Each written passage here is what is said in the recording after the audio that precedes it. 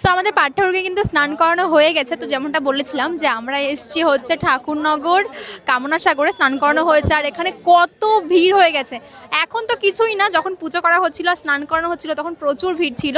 আর এখন তো ঠাকুরকে স্নান করানো হয়ে গেছে, এখন একটু মুছিয়ে টুছিয়ে তারপরে আমরা এখান থেকে যাব।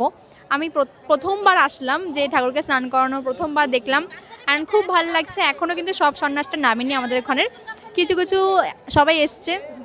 অ্যান্ড আমার মা এসছে, মা হাই করে দাও।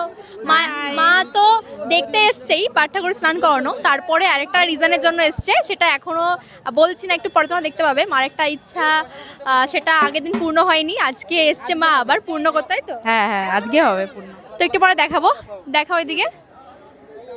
তো পাঠ ঠাকুরকে স্নান করানো হয়ে গেছে, খুব ভালো লাগছে। আমি জানি না এরপরে কী কী নিয়ম রয়েছে, আমি কিছুই বলতে পারছি না, কারণ আমি এবার প্রথমবার দেখছি। তো চলো সবটাই শেয়ার করছি।